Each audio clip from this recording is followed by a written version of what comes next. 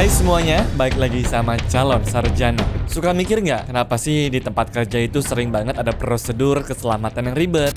Tapi percayalah teman-teman, semua itu punya alasan yang penting kok. Itu semua dibuat demi melindungi keselamatan kita sebagai pekerja. Jangan sampai nih kejadiannya kayak 3 cerita yang bakal kita bahas kali ini nih. Para pekerjanya meninggal dunia cuma karena kesalahan-kesalahan kecil yang sebenarnya bisa banget dihindari. Hai, gue Andre dari Calon Sarjana dan inilah 3 kisah kematian paling mengerikan yang pernah terjadi di tempat kerja. By the way, kalau teman-teman suka dengan video seperti ini, jangan lupa kasih like, share, dan juga subscribe-nya ya. Nomor 3. Terbakar di dalam oven. Tragedi mengerikan pertama yang mau gue bahas terjadinya di toko kue nih guys, yang ada di Leicester, Inggris, di mana ada pekerjanya tuh yang terpanggang hidup-hidup di dalam oven. Gila kan? Jadi begini. Kejadiannya terjadi pada tanggal 16 Mei tahun 1998 yang dialami oleh David Mayes dan juga Ian Erickson. Nah, awal mulanya ada kisi-kisi conveyor belt tuh yang jatuh ke dasar mesin oven roti begitu guys. Ovennya ini by the way panas banget ya, karena biasa kalau nyala itu suhunya sekitar 260 derajat Celcius lah. Terus ada Dennis Master yang bekerja sebagai kepala teknisi mutusin buat memperbaikinya sendiri gitu tanpa manggil produsen ovennya.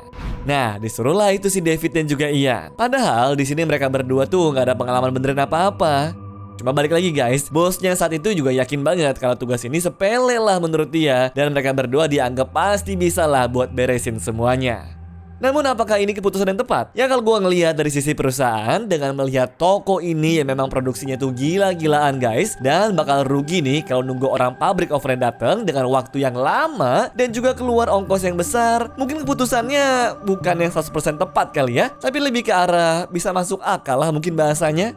Makanya Dennis percaya kalau karyawannya ini tuh bisa-bisa aja, dan ovennya pun rencananya pas malam bakal dimatiin tuh guys, supaya besok pagi suhunya sudah dingin.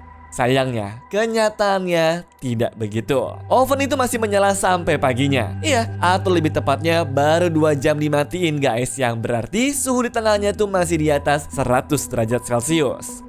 Padahal oven begini tuh butuh waktu 8 sampai dengan 10 jam untuk bener-bener dingin agar aman buat dimasukin. Nah, tapi karena taunya kalau tuh oven sudah mati dari semalam, David dan juga Ian langsung pede lah masuk ke dalam sana. Dan di sini mereka masuk tanpa pakai peralatan keselamatan yang memadai. Nah, segera setelahnya Ian langsung berteriak-teriak menggunakan walkie-talkie. Suhu di sini terlalu panas, kita perlu buat keluar. Sialnya juga, ovennya ini tuh nggak punya sistem darurat untuk berhentiin konveyornya atau ngebalikin arahnya gitu guys.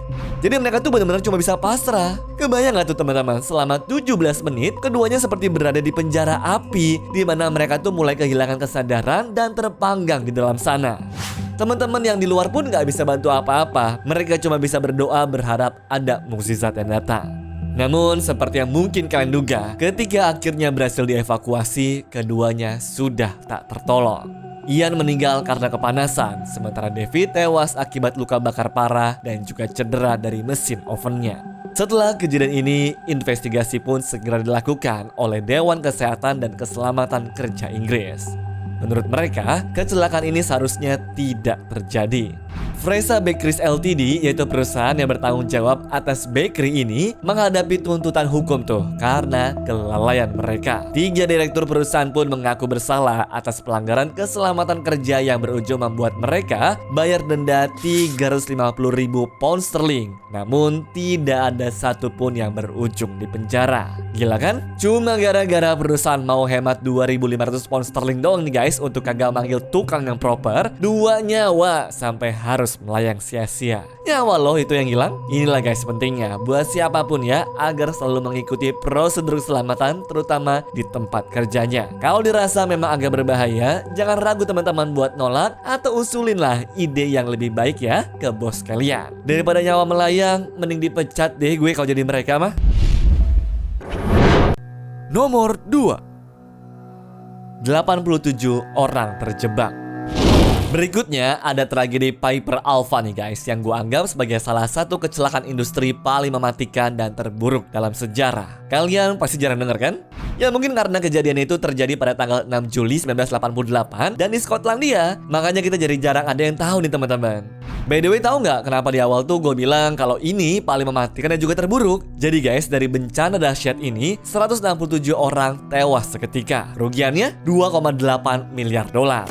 Dan pada masa itu, Piper Alpha menyuplai sekitar 10% dari total produksi minyak serta gas di Laut Utara. Bahkan, platform ini punya sistem pipa khusus yang terhubung dengan terminal dan juga platform lain untuk pengeboran minyak dan gasnya. Intinya canggih banget lah guys. Nah jadi guys, pada tanggal 6 Juli 1988 di siang harinya atau jam 12-an gitu, ada 2 pompa penting yang ada di rig minyaknya. Sebut aja pompa A sama pompa B ya, biar lebih gampang. Pompa ini tugasnya tuh buat ngalirin cairan campuran minyak dan juga air. Pompa A dimatiin tuh buat diservis. Tapi pas diservis guys, bagian pengaman pompanya tuh dilepas. Pipa tempat cairan mengalirnya ditutup doang nih pakai lempengan logam. Nah ternyata jam 6 sore pompa A servisnya belum kelar juga. Insinyur di sana nulis peringatan, jangan nyalakan pompa A. Masalahnya tapi di sini teman-teman, peringatannya salah taruh gitu tuh, atau lebih tepatnya disimpan di tempat yang salah. Makanya, pekerja shift malam gak ada yang tahu soal peringatan ini. Di saat yang bersamaan, alat pemadam kebakaran otomatis dimatikan tuh guys karena ada penyelam bekerja dekat rig saat itu. Dan keputusan ini juga ngebikin rignya jadi tidak aman kalau terjadi suatu kebakaran. Nah, malam harinya pas jam 9.45 nih, tiba-tiba pompa B berhenti total. Ini terjadi guys karena ada es yang terbentuk di pipa gasnya. Tapi apa sih yang dilakukan sama para kru di sini? Mereka tuh nggak tahu kalau pompa A belum siap dipakai. Jadi dinyalainlah itu pompa A. Tahu nggak apa yang terjadi berikutnya? Gas langsung ngalir guys ke pompa A. Dimana kalau teman-teman ingat, pipa pompa ini cuma ditutup doang tuh guys pakai lempengan logam biasa kan? Makanya lempengan ini nggak kuat nahan tekanan gas dan akibatnya gasnya tuh mulai bocor. Kemudian situasi pun semakin memburuk di sini. Alarm bunyi karena ada kebocoran gas. Tapi sebelum siapapun bisa berbuat sesuatu, terjadi ledakan yang begitu besar. Api menyebar dengan cepat guys. Lalu ruang kontrol utamanya hancur total dan para pekerja yang sedang tidur terlempar semua dari kasurnya. Biasanya kalau ada bahaya tuh para kru bakal berkumpul di tempat evakuasi di blok tempat tinggalnya gitu guys. Tapi kali ini tempatnya dipenuhi asap tebal dan juga panas yang ngebikin para kru terjebak dan tidak bisa keluar dengan mudah. Ledakan pun terus berlanjut. Api menyebar tak terkendali, di mana jam 10.20 malam pipa gas besar meledak. Ledakan ini jelas memperburuk kebakaran yang sudah ada sebelumnya. Masalah tambahan pun juga muncul teman-teman. Platform minyak di sekitar sebenarnya tuh melihat ledakan ini, namun mereka tetap mengirim gas ke Piper Alpha. Ini terjadi karena mereka sama sekali nggak dapat izin untuk menghentikan aliran minyak serta gasnya. Tahu nggak alasannya apa? Karena biaya finansial yang begitu tinggi teman-teman. Kayak yang sudah gue bilang di awal, antara satu platform dan juga platform lainnya tuh saling terhubung. Jadi meskipun Piper Alpha sudah menghentikan pengeboran, sayangnya gas minyaknya masih terus ada dari platform yang terhubung. Helikopter pun tidak bisa mendarat karena ketutupan asap tebal.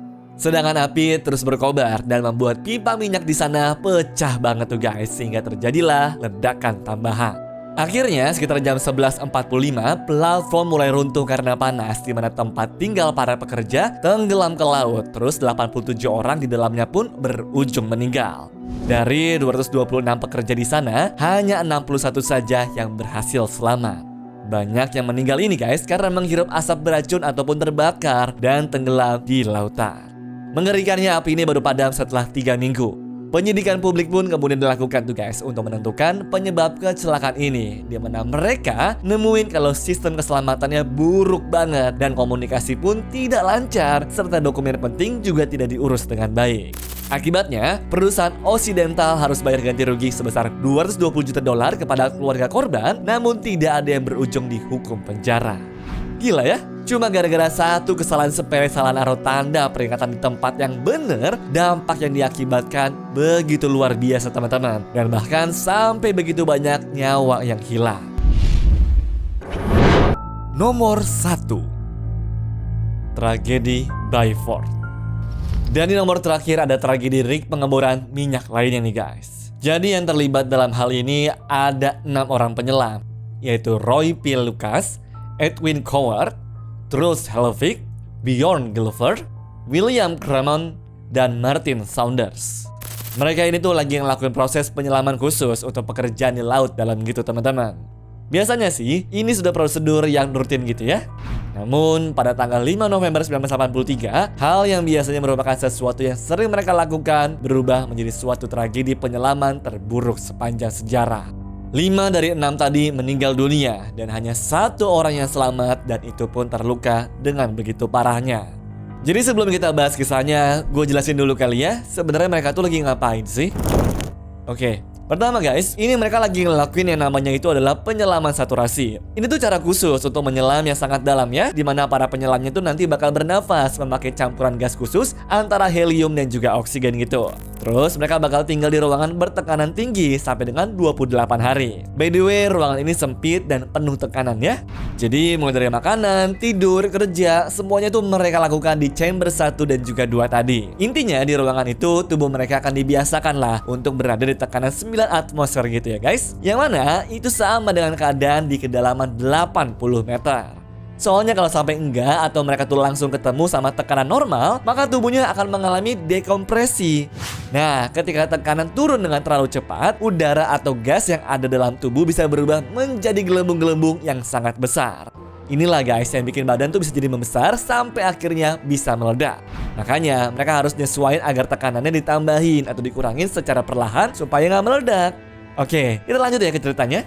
Sekitar jam 4 pagi, Hellevik dan juga Bergensen selesai melakukan pekerjaan pemeliharaan dan naik ke permukaan tuh menggunakan bel penyelam. Namun, saat diving bell ini guys akan disambungkan kembali ke ruang-ruang bertekanan itu, terjadilah kesalahan fatal. Kalian lihat deh ini. Diving bell ini adalah alat yang mereka pakai buat nyelam ya. Setelah selesai nyelam, bakal disambungin tuh guys ke chamber, di mana di situ ada beberapa pintu untuk memastikan tekanan di dalamnya tetap sesuai. Prosedurnya seperti ini ya. Pertama, menutup pintu diving bell-nya. Kedua, meningkatkan tekanan di dalam diving bell untuk menutup pintu dengan rapat. Ketiga, tutup pintu chamber 1 yang juga terbuka ke saluran. Keempat, perlahan-lahan turunkan tekanan di saluran hingga mencapai tekanan normal, yaitu 1 atmosfer. Dan kelima, buka klem untuk misahin diving bell dari sistem ruang. Nah, di tahap ketiga, Kremen ngebuka klem yang seharusnya tetap tertutup sampai semua pintu terkunci dengan aman tuh teman-teman. Namun pada saat itu, Hellevik belum sempat menutup pintu antara chamber dan juga diving bell-nya. Hal ini bikin dekompresi yang begitu cepat dari 9 atmosfer ke 1 atmosfer, di mana udara di dalam chamber tersebut keluar dengan cepat dan menyebabkan pintu diving bell terlempar ke arah Kremen. Sedangkan Martin tertimpa oleh diving bell tuh yang beratnya mencapai 9 ton. Ya, meskipun berhasil selamat, Martin mengalami patah tulang belakang guys dan juga remuk pada bagian tengkoraknya. Nah, kalau menurut kalian itu sudah parah, keadaan di dalam chamber lebih menakutkan guys. Hellevik yang berada paling dekat dengan pintu, tubuhnya hancur berkeping-keping tuh karena tersedot ke celah pintu sekecil ini nih. Sedangkan 3 penyelam lainnya tubuhnya mereka tuh hancur akibat efek dekompresi yang ekstrim, di mana darah mereka mendidih dan lemak dalam tubuh mereka pun terlepas ke dalam aliran darah. Akibatnya semua pembuluh darahnya pecah dan tubuhnya gak ada bentuknya lagi. Ibarat balon yang meletus ini guys. Nah, setelah tragedi ini tentu ada penyelidikan dari aparat setempat ya. Dan lagi-lagi seharusnya tragedi ini bisa dicegah. Rig Byford Dolphin ternyata tidak dilengkapi dengan sistem keamanan yang modern, di mana dapat mencegah perubahan tekanan mendadak. Padahal sistem keamanan tersebut sudah diwajibkan oleh hukum Norwegia. Cuma karena biar operasinya mungkin tetap murah, Rig ini ya nggak mematuhinya guys. Aduh, sedih banget ya. Anyways, cukup sampai di sini ya guys video hari ini. Sampai jumpa di video selanjutnya. Dah.